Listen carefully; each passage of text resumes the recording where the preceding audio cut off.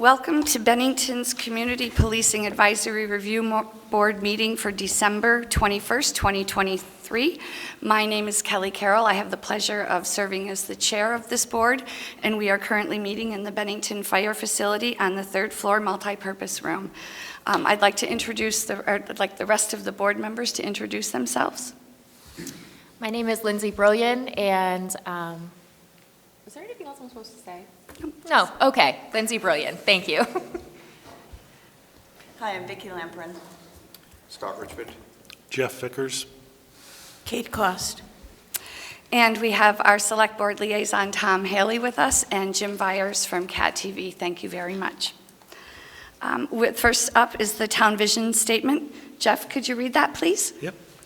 Bennington is a welcoming, engaged, inclusive, and resilient community where everyone, regardless of identity, shares in our vitality and benefits from an outstanding quality of life. The consent of agenda and the prior month meeting agenda minutes have already been distributed. For purpose of discussion, can I get a motion?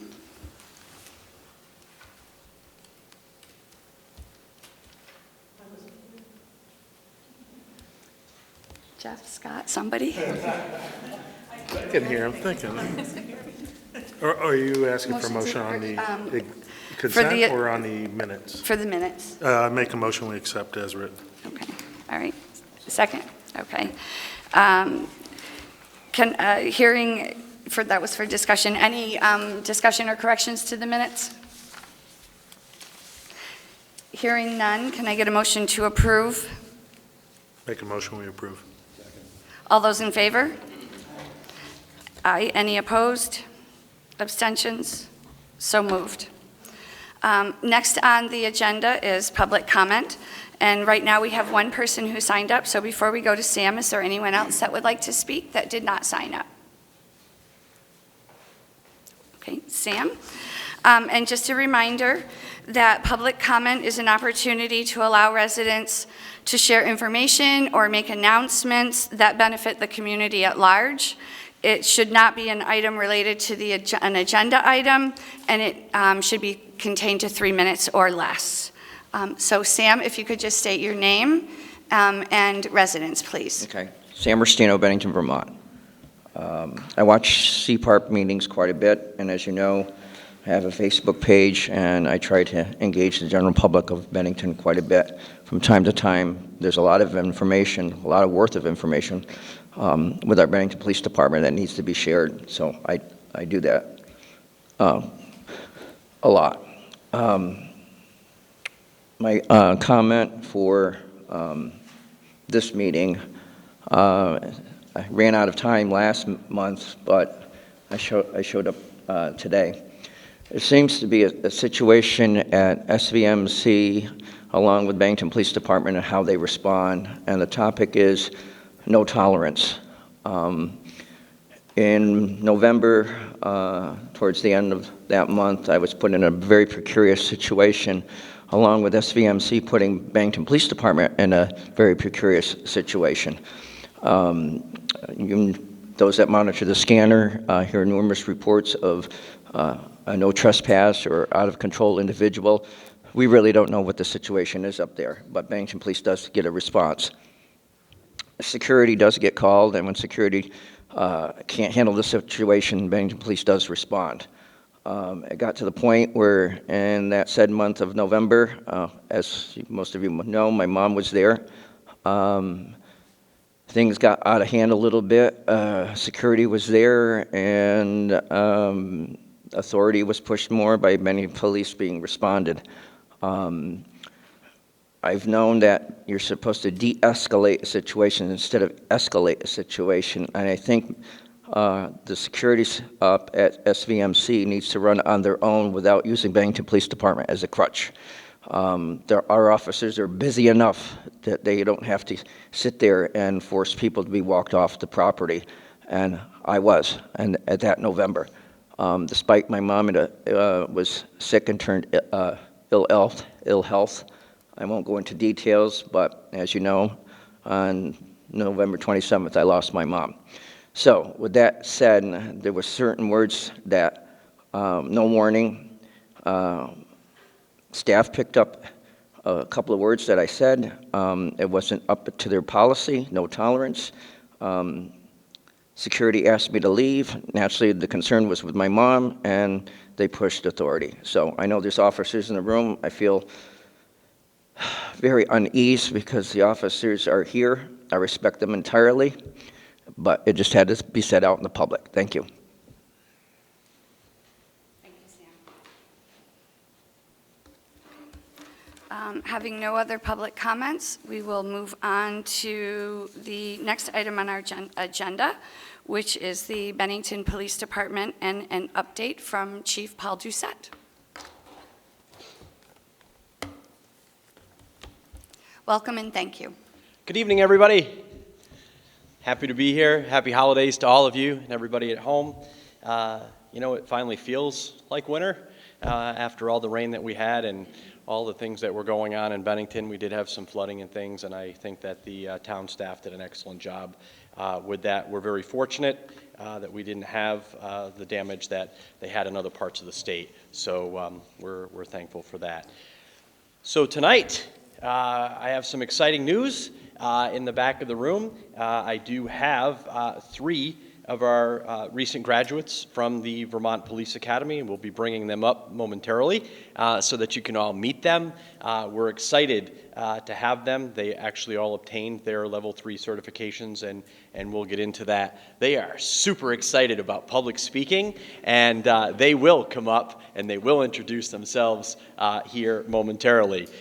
Just want to go over a couple things before they come up.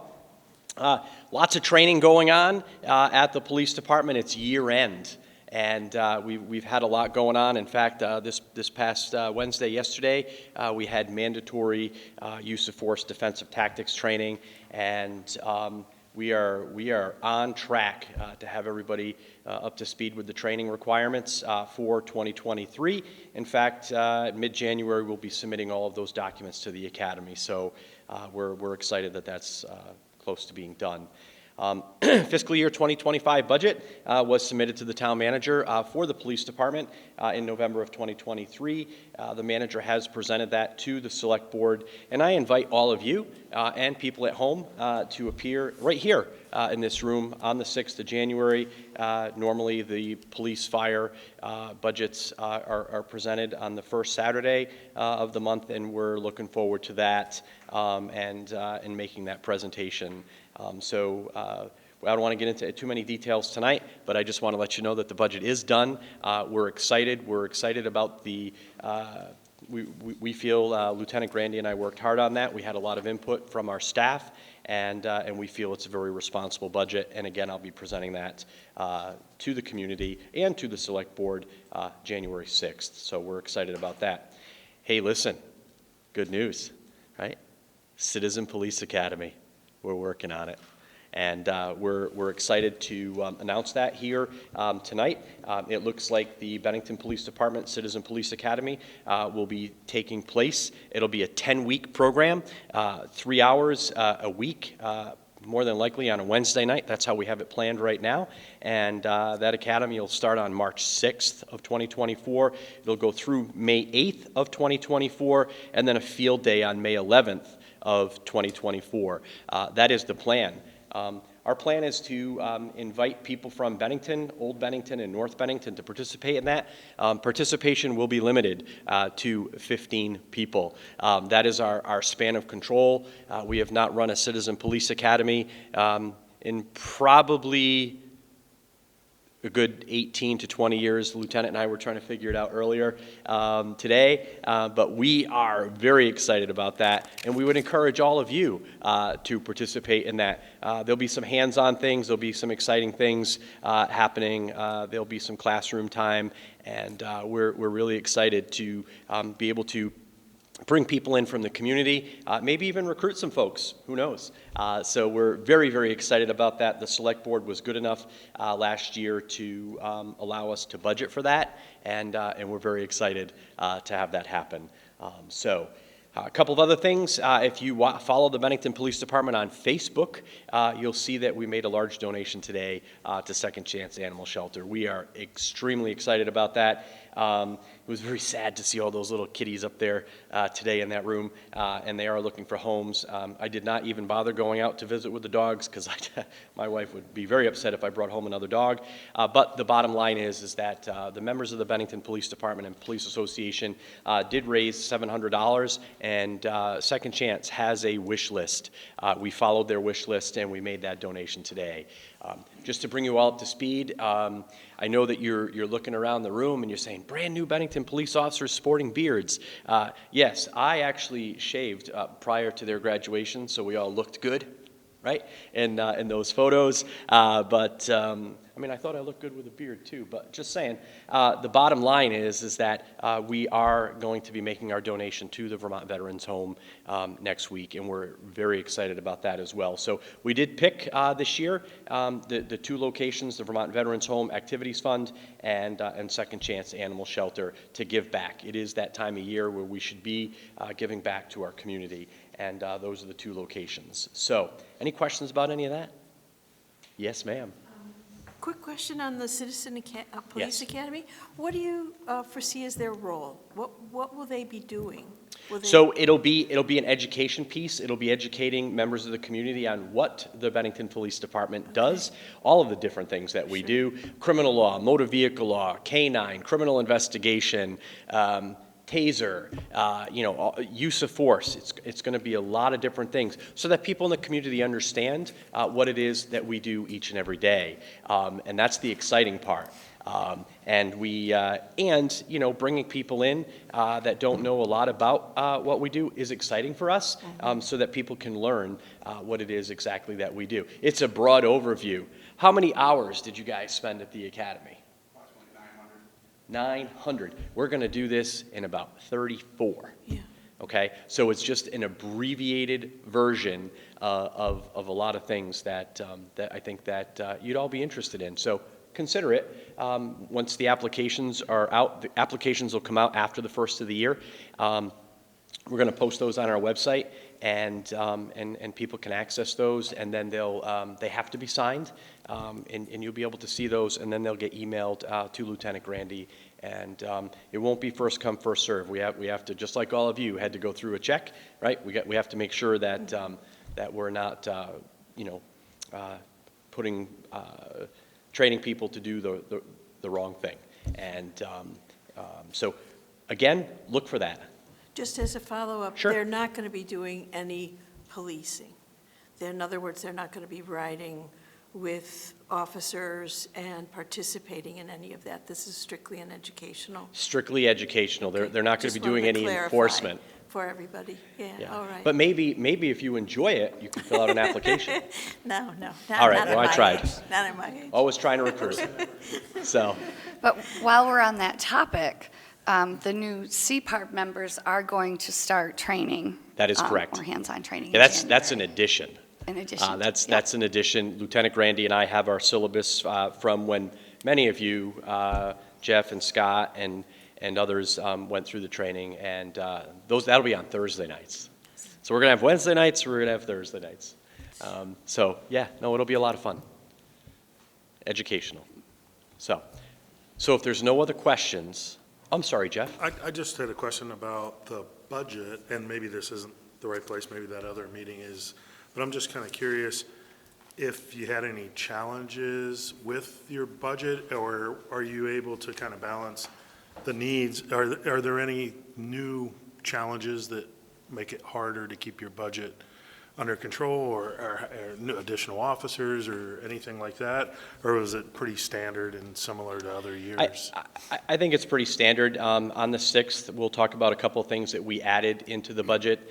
I don't want to go too deep into this right now, but we have started our program with our crisis worker riding with the officers and being available to the officers, and that's a whole other time when, if we had more time, if we had more time, we would get into that. But that program is just gotten started with us, and so far is successful. But those are things that you'll hear about on the 6th. Okay, Okay. thanks. You're welcome. anything else before we? Any other? All right. Oh, 1 second. So- Wait, no. Oh, Tom? I'm any so questions? sorry. No? Jeannie? Any? Okay, yep, go ahead, sorry.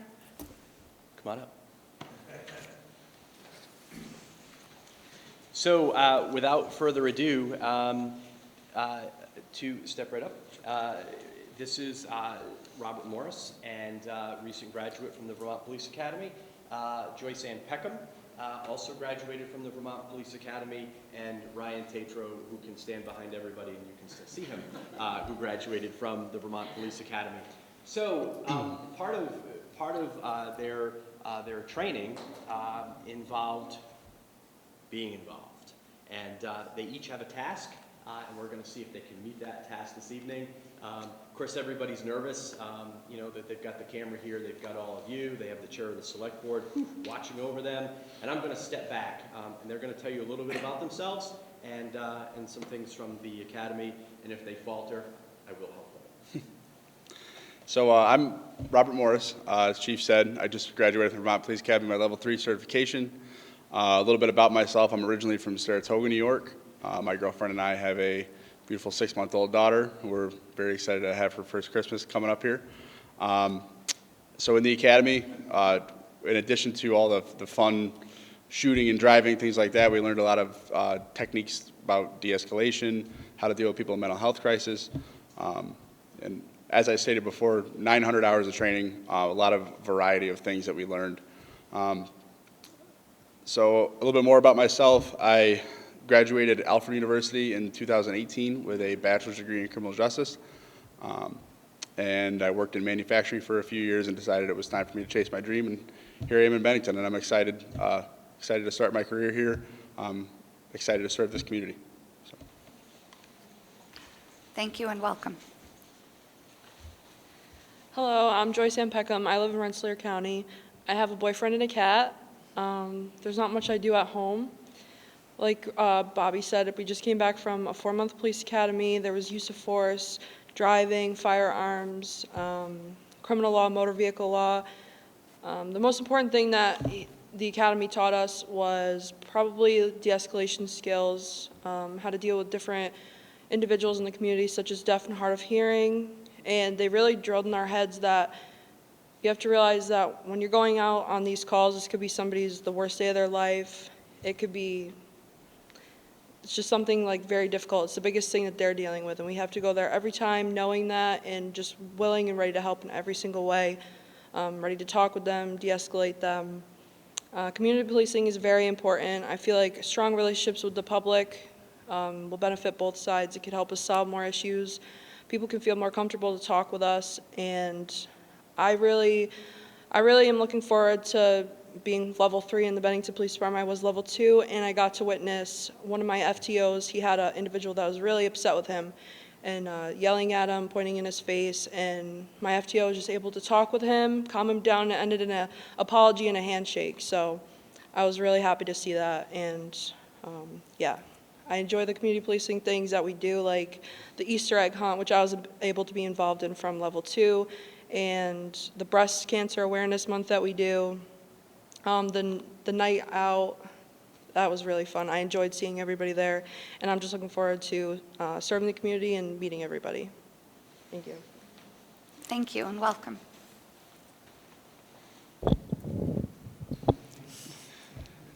Thank you for having me. I'm Ryan Tatro. I'll probably be repeating a little bit about what the other 2 officers said about the academy. They taught us a lot about de-escalation, basically speaking to people you're dealing with the way you would want to be spoken to or treated. Definitely drove that into our heads a lot. We learned a lot about criminal law, domestics, just everything across the board. Details, really big on details. And so a little bit about me. I grew up in Bennington County. I'm 34 years old. For, I'd say, my early 20s, I was pretty interested in law enforcement, but I took a different career path. And then when I hit 30, I decided I was going to chase my dream and pursue law enforcement. So I look forward to working with all of you, helping making the community a better place to live and to raise a family. Well, thank you and welcome. And it seems like it was just a couple of weeks ago, but it was actually a few months ago when some of us were able to meet you at National Night Out. And nothing, we talk about the academy being 16 weeks, but I remember Officer Morris's little girl was only a couple of weeks old, so now you're saying she's 6 months, and that says that, time goes by, but those 900 hours. So thank you all, welcome, and it's good to hear about community policing involvement, de-escalation, and FTO, just field training officer, I think, yeah. So thank you. Any questions or comments from other members of the board? Tom? Okay, Chief. So we are extremely proud of the officers that just graduated from the academy. Their graduation ceremony was excellent. We took lots of photos, and we're very proud of them. It's not easy to get through the academy. Several people dropped from the academy class, and you're all thinking, geez, Chief, you said that you had 4 people that were going to graduate from the police academy.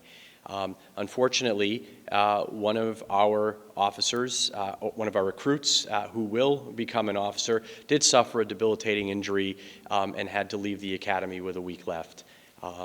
That person did finish most all of the academy training and is invited back to finish some scenarios, some testing through scenario-based training, and we are very confident that she will do well. Again, unfortunately, she suffered a debilitating injury requiring surgery, and that's as deep as I'm going to get into that now, but we are behind her 100%. I know that these guys are staying in touch with her. I stay in touch with her. The lieutenant stays in touch with her.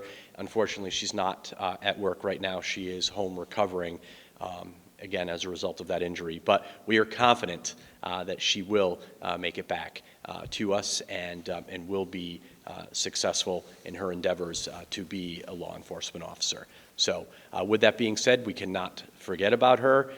We just need to make sure that she gets well and she can go back to the academy to the 117th and finish what needs to be done. So that's important. So anything else you guys want to add? All right, have a seat. Thank you. Extremely proud.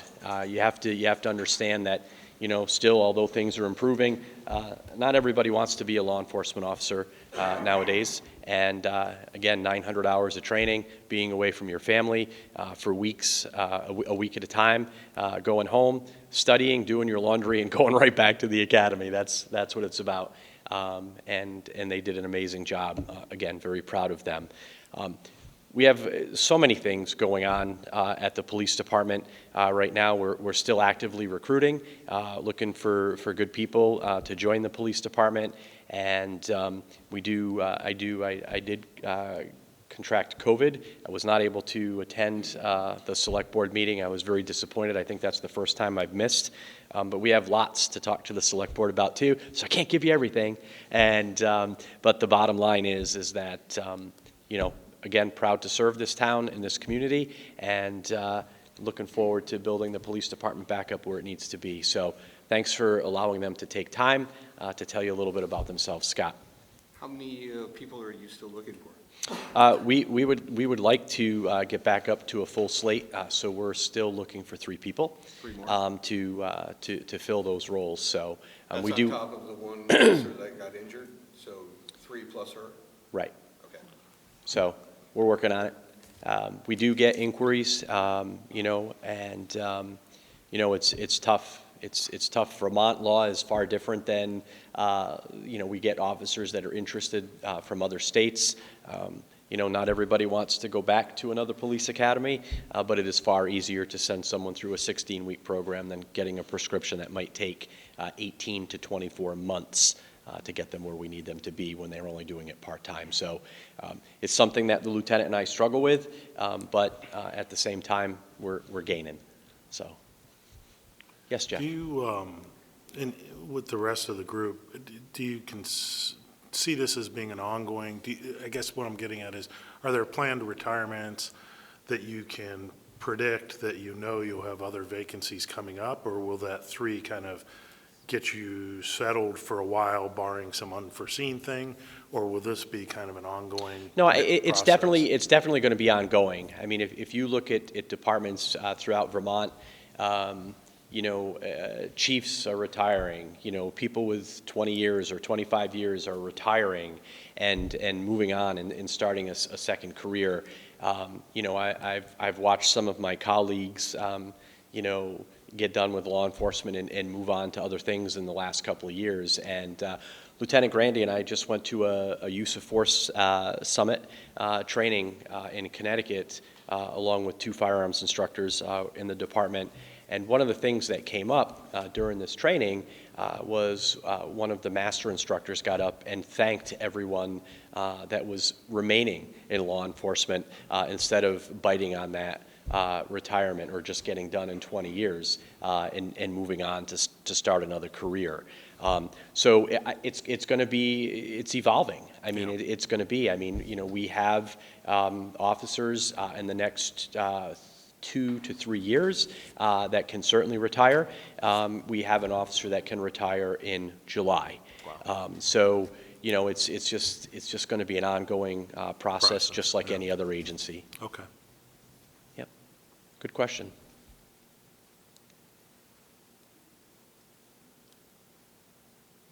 Anyone in the audience have any questions?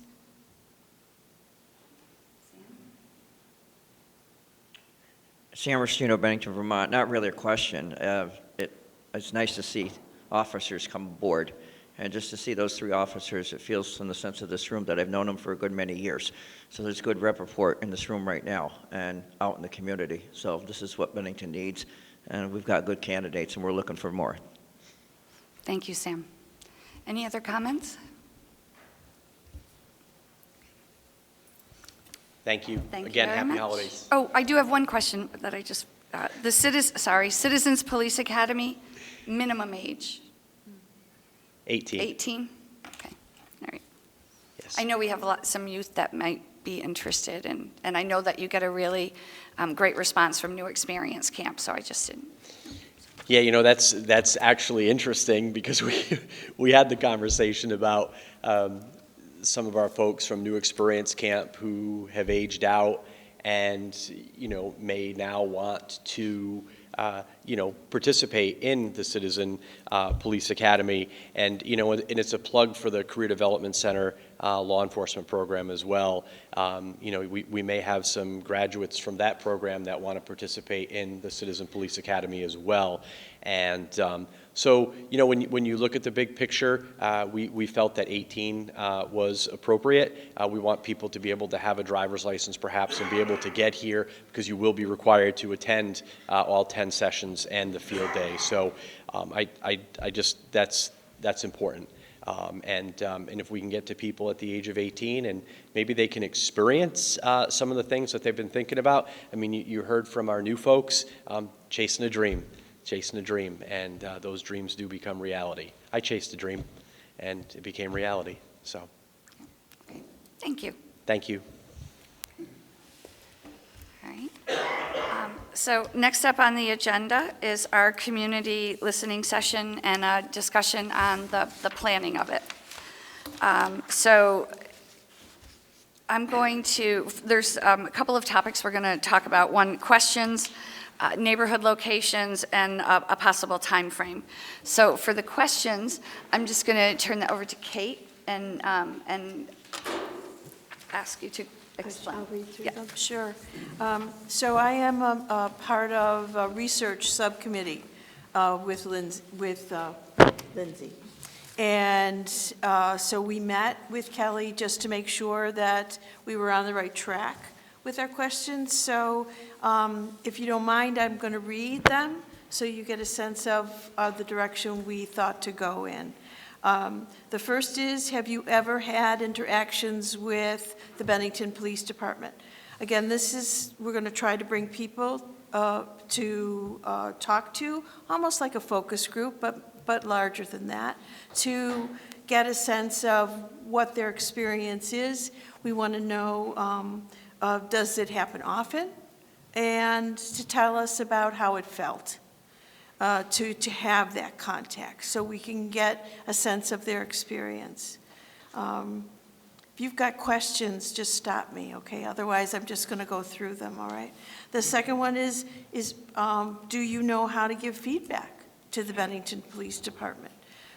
They're not just going to call the dispatcher. They need to know how to do this.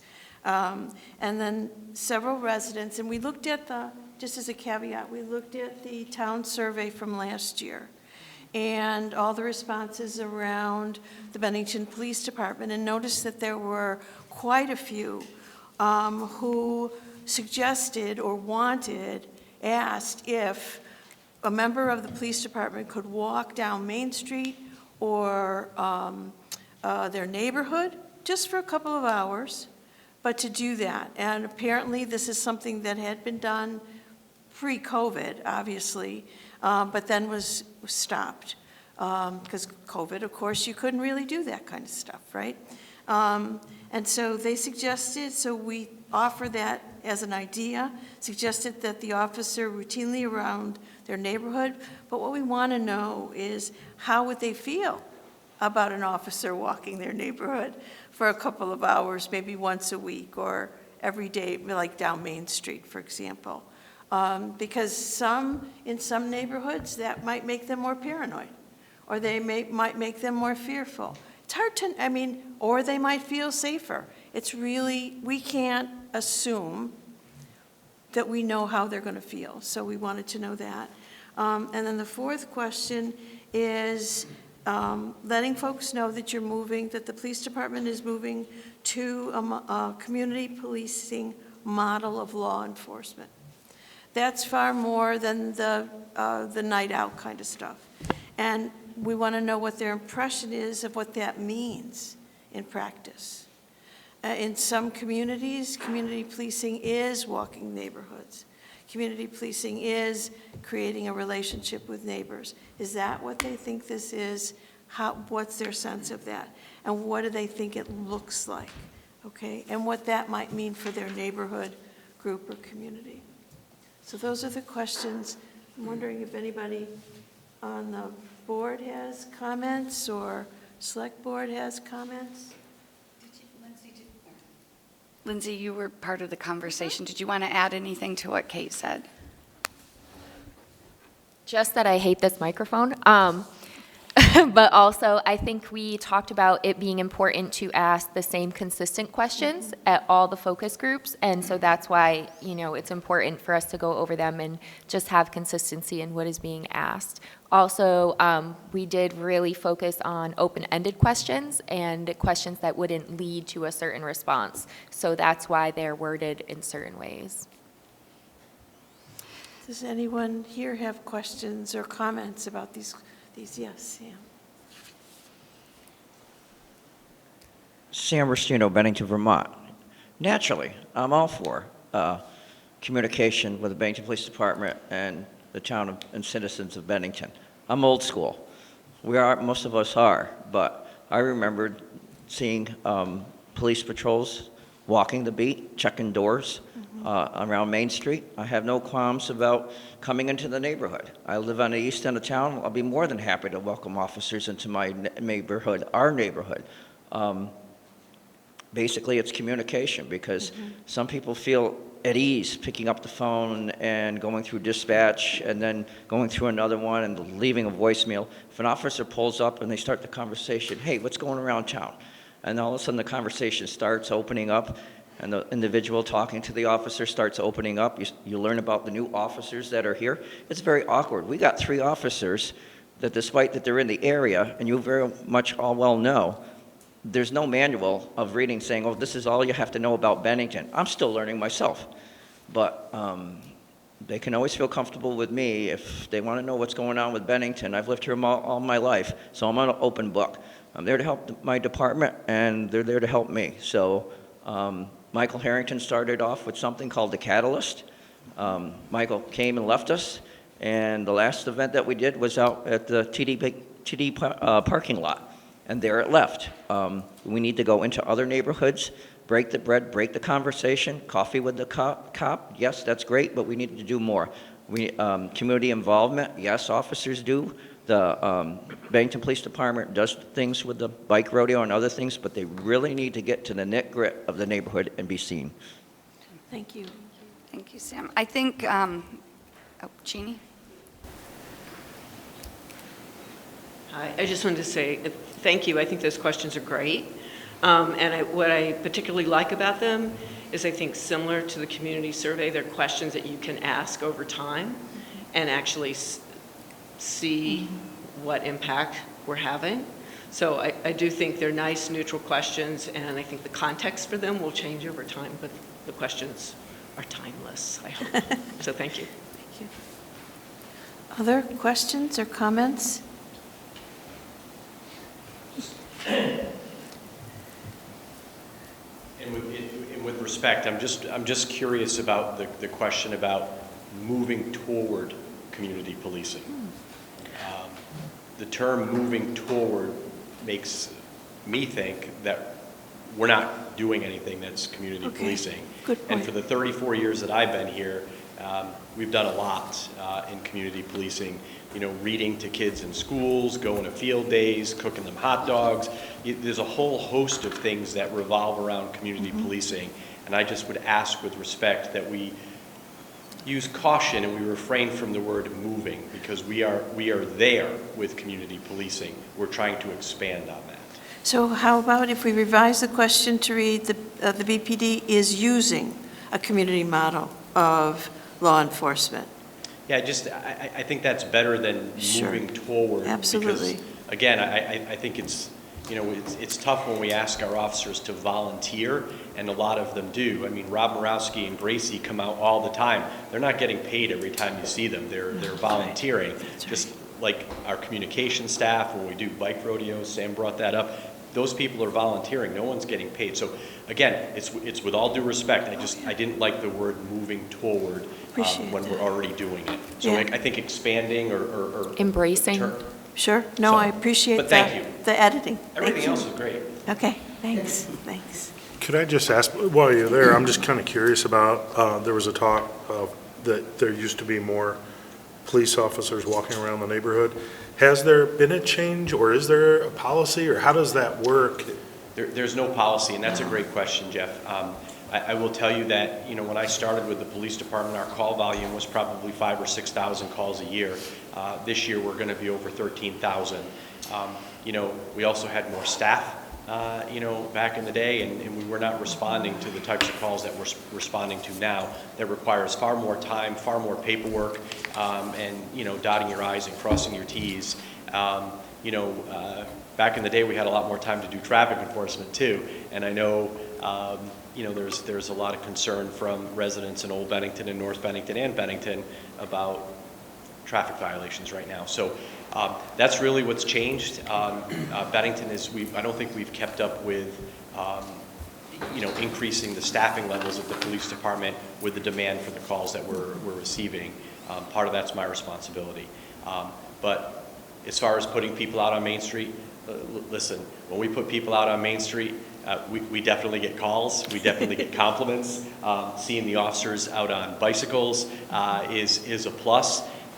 But then you have other parts of town, East Street, Center Street, West Street. They'd like to see an officer up there on an ATV to catch the perpetrators that are, you know, driving ATVs and dirt bikes all over the place too. So I think there's a lot to that, and it's a great question, Jeff. It's just our call volume is just significant.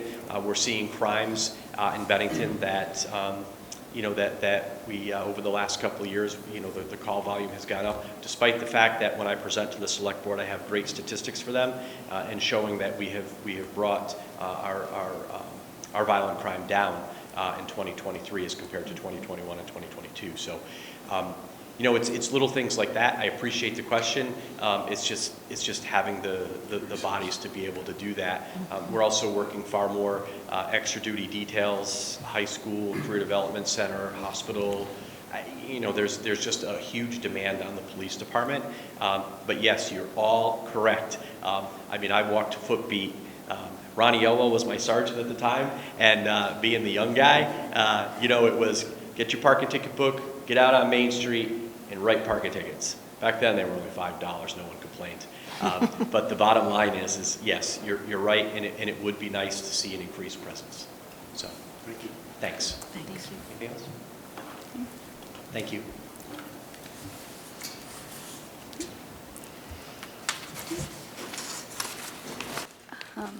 So can we get another, I'm sorry, go ahead. I was just going to say if we can get a revised list for sure. the meeting in January, and then we Absolutely. can hopefully get those approved. Okay, thank you. Okay, thanks. Next up on the agenda are the neighborhood locations for the listening session. And Lindsay, I'm going to ask you to explain some of these.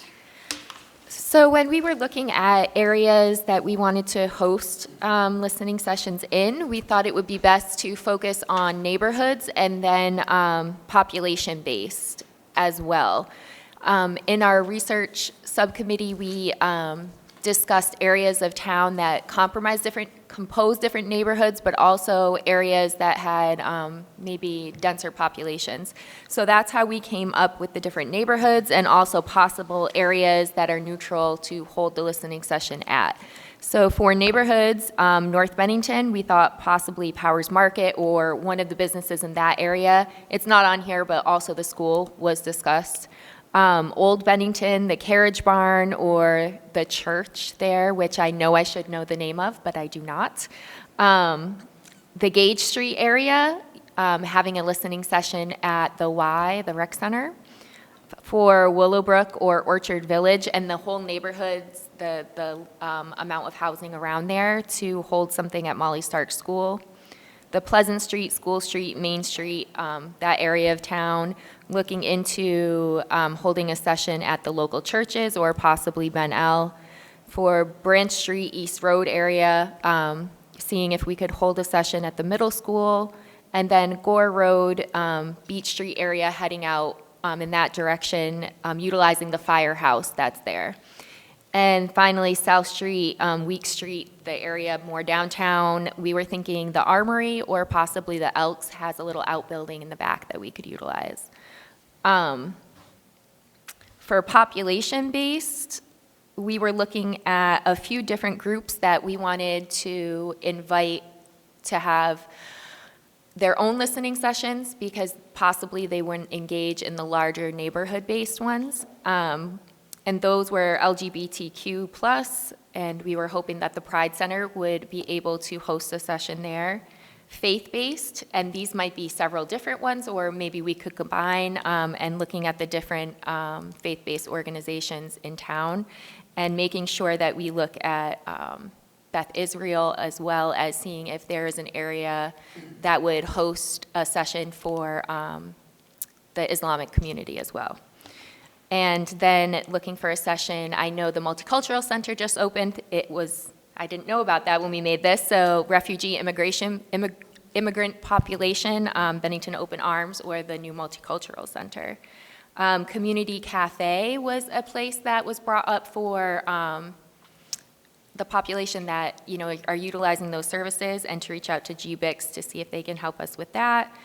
The veterans population, reaching out to the VFW, the recovery community, hopefully Turning Points will let us host something in their building. BIPOC community, we would really like to have a specialized listening session for the BIPOC community in Bennington, and we are open to suggestions on where that would be best held.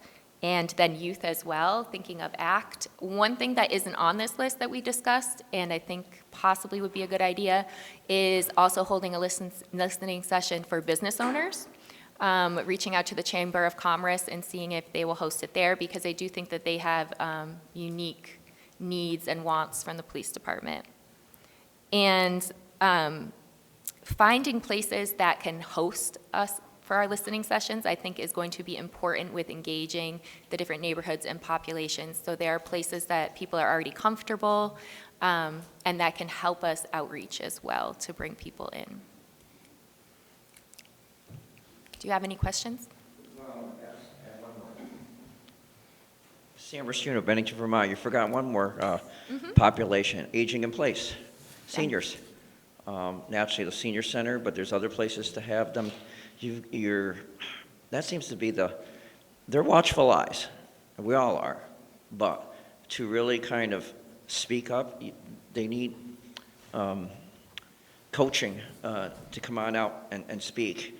A lot of them have a lot of fear. They don't want reverberation. A lot I hear and read is, why even bother? There's not going to be a change. I'm trying very hard to come over that. I want the seniors to come out and speak and feel no fear to speak to our officers, because they're our eyes and ears as well. Thank you, Sam. You're right, we did forget that, and we will add it. That's a good idea. Any other questions? I have a question. I have a question for our group, but also the group that's here. Because the town survey, the town plan is occurring while we're doing this, and there's a lot of outreach for that, and there's a lot of not just interest, but planning to have groups come together. I'm wondering whether or not, I don't want to do an overkill. In other words, I don't want people to feel so, residents to feel so put upon that they don't show up because there's too many. There's too many of the same kinds of questions going on. And while ours focuses on the police department in particular, part of the towns will also be in that direction. So what's your sense of that? Would people feel like it's just too much? Should we try to tone this down? Maybe not have. I mean, you just heard the list. We've got probably 15 or more that we're throwing out about what we might be planning to do. And then it's in addition to the town wanting to bring people together to talk as well. So what are your thoughts about that? I think it would really depend on where the town is meeting, how often they're meeting, and what we're focusing on. If the town is asking people to come to the firehouse to discuss things, and we're asking people to go to the community center at Applegate or Willowbrook to discuss policing, we're not really imposing on the town. We're asking this small group of people. I think some of the challenge comes with their overlapping groups. Yeah. We are looking at, community policing and that, and the other sessions are more on where would you like Bennington to be in the future, whereas we're looking at where are we now, what can we do, more in the short term to long term, whereas I think that the town plan is like 2050, and Jeannie, you can correct me if I'm wrong, but I share that concern. Between the town survey, there's some other projects that are going on where people are trying to get out and do listening sessions and listen to people, and is it overkill where people are just going to become, kind of numb to it and not participate? The other challenge that we have, the town plan with that, what they're going through, they have a budget. They have a grant, I believe, and so they've got money where they can put, they can do some advertising other than just what Jonah can do for us that's free. They can have food. They can offer some, other incentives for people to participate, and we don't necessarily have that option. So is it something where maybe there's some that we can piggyback on and collaborate with them? Or is it something where we just kind of say, you know what, we're just going to have to go in our niche and just try to go out into different neighborhoods, and hopefully, obviously we would have to look at their schedule, and you wouldn't want to do something in the same week or same couple of weeks. But Jeannie, did you want to add to that? Did you pick up a bookmark? I do, yes, I do. So we know the schedule for the town plan listening sessions. There may be I thought there five. was going to be more. No, there's Oh. no, those are, I think, there was a bookmark that had them. Are they on there Oh, too? this is the only thing I got today. Okay, so, I mean, we do know that schedule. I do think they're separate events. I think they're separate. Okay. And I think your focus is different. Okay. But I mean, I think you can work around that schedule, and it's also fairly short-term. Yeah. Okay, thank you. Okay, thanks. Yeah, Sam. Yeah, to piggyback on that a little bit, I think you are probably talking to different groups of people. I mean, I certainly hope there is some overlap because we want as much participation in both processes by as many people as possible. I think that these two projects are going to attract different people for different reasons. And, you know, we forget a lot, too, that Vermont has a long history of community participation that we've gotten away from in the last bunch of years, but, you know, maybe things like this could help to bring that forward again a little bit more. If people believe they are being heard, I think a lot of the reason that people don't come out to these things anymore is because they don't think they're being heard at all. If they see that their words are being transformed into actions, I hope that we can look forward to more community participation in the future. Thank you. Sam? I've been saying this, Sam Rashid of Bennington, Vermont, I've been saying this all along.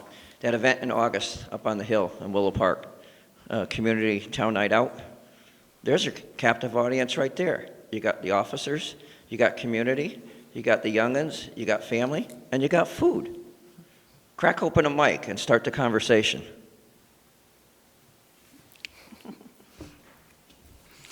Any other questions or comments on locations? Okay, thanks. All right. So the next topic with the community listening sessions is time frame. And I think one thing we have to start working on are the neighborhood locations and getting some of those kind of like on a schedule so that we can start to see which CPARB members can attend. Because as you know, they're going to be informal, so they won't be quorums, they won't be warned, posted meetings, they won't have unfortunately, they won't have Cat TV and Jim Vyers with us. They will be, you know, informal. So we need to work on a schedule for that. And one thing that I think that we should discuss is a possible time frame for these listening sessions. We're going to come back hopefully in January with the updated list of questions. We'll get an updated list of locations to get approved. And then if we can start getting some things tentatively scheduled, maybe a couple of them, maybe Vicky Outreach could work on getting a couple people lined up if we decide what time frame, just some tentative hold dates, nothing committed until the board, you know, approves it. But do we want to look at maybe March or April? I mean, we only meet once a month, so it does slow the process down. Benefits of going into the springtime is better weather. People might be out and about a little bit more. So the town meetings end in March, correct? Mm-hmm. So I would say just when they're done, that's when we start kicking ours in. So maybe toward the end of March, beginning of April. Yeah, and I think not the coldest months would be best, like you said. People are more likely to come out, I would think. And we have to remember, too, that some of these listening sessions, people will probably have to come on foot to. So I do agree. I think April would be a better time frame just for people to be able to participate. Okay. So if we can just get a couple of places possibly lined up for starting for April, and then we can work on, and how long do we want to go? Do we want to go 2 months, 3 months, 4 months? Do we want to make it just where we're going to go a couple of months, have a few sessions, take a step back, reassess, see what's working, what's not, and then is it going to be ongoing, or are we looking at what are the thoughts of the other members of the board? how many sessions are we trying to do a month? Like 2 per month, like 2 groups of 2 people go out? I think that's a discussion point. Okay. I mean, if we're going to do 2 sessions a month, I would say let's do like 3 months. And then come back and regroup, see how things are going, look at what data we have, what, just the general consensus. I mean, we may do 2 months and it may just pile hopelessly and we just decide to regroup at that point. Look at what we're doing, what worked, what didn't work, and make a new plan at that point. I also have a question in terms of the number that we would have and when we would start. Is about the time of day these would occur. And I'm thinking that, I think initially I was thinking just about evening because people are working. But also, people have kids, they're not going to want to come out at night. Seniors are not going to want to come out at night. And so it may be that we think about maybe having something over the lunch hour or something in the morning. In the afternoon. I realize that many people are working who are on the board who would do that. So I'm not sure how feasible that is, but we might be able to get more participation from residents, from citizens, if we do stagger the timing of the sessions and not have them all at night. I'm just wondering, what do people think about that?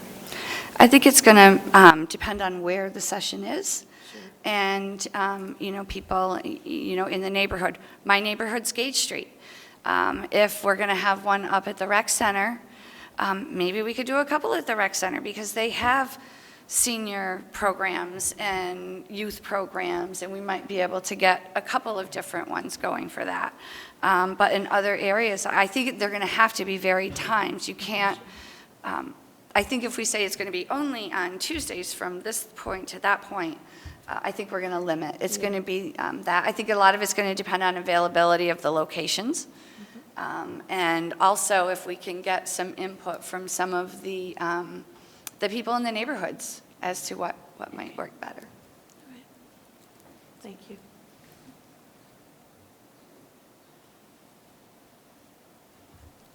Okay. All right. Any other discussion on that, and we'll come back to this next month. Okay. Actually, one quick thing just occurred to me. These locations right now are just stuff you brainstormed, right? Have you reached out to these folks? Okay. So just to be clear to the people, if you heard your place mentioned, they You're were going to just be hearing thinking from about us, it. but we're not booking anything yet. They will be contacting you to actually discuss it. This was just a discussion, planning it, getting it to the next step so that we can actually get out into the communities. And if anyone out in the community or any of the agencies from Project Alliance or any other organizations or businesses in the community, if you are interested in holding or hosting one of these listening sessions, please reach out to us. We have we have a page on the town's website. You can email me at kcarroll@benningtonvt.org. That's KCARROLL. And we would welcome the opportunity to get out into your neighborhoods and your areas to hear from you.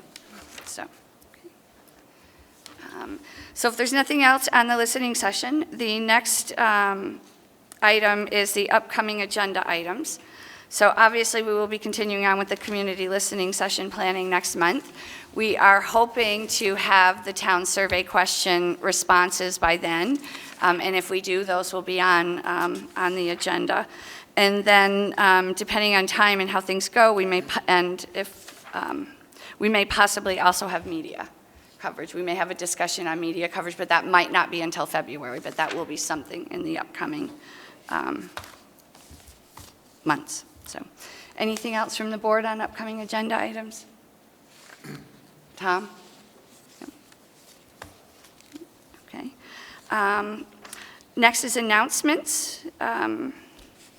Just as we talked about before, the FY25 budget was presented to the select board on Monday night.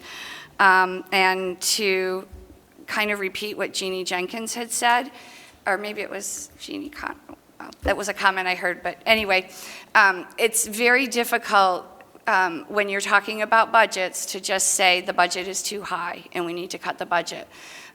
Even if they go flat with the budget, it's still going to be possibly cuts in services or different things like that that might impact us or increase taxes. So I strongly encourage any of the residents of Bennington to attend those budget presentation sessions. That's your opportunity to ask questions. It's my understanding that all the department heads go. They go through it line by line. It's probably not, it could be maybe a little bit of a painful process, but it is something that we should be involved with. And if you have concerns and you want to know, then come out and ask. It's, instead of just complaining, come out and ask. So I wanted to say that. And then also I saw on in North Bennington and then soon to be out in Old Bennington, we are a Purple Heart community and signs are now going up. So thank you to everybody for that, because that does fit in to the town's vision statement of making us a welcoming, inclusive community to everybody. So that's all I had for announcements. Does anyone else on the board have anything? I would just remind everyone that the proposed budget is up on the town website, so anyone can view it and prepare for the meeting with their suggestions. Thanks. No, thank you. So if we don't have any other comments, can I get a motion to adjourn? Make a motion, we adjourn. Second? All those in favor? Aye. All those opposed? Abstains? Thank you very much. The next meeting will be Thursday, January 18th at 6 p.m. In this location. So have a wonderful holiday season. Happy New Year, and we will see you next year. Thank you very much.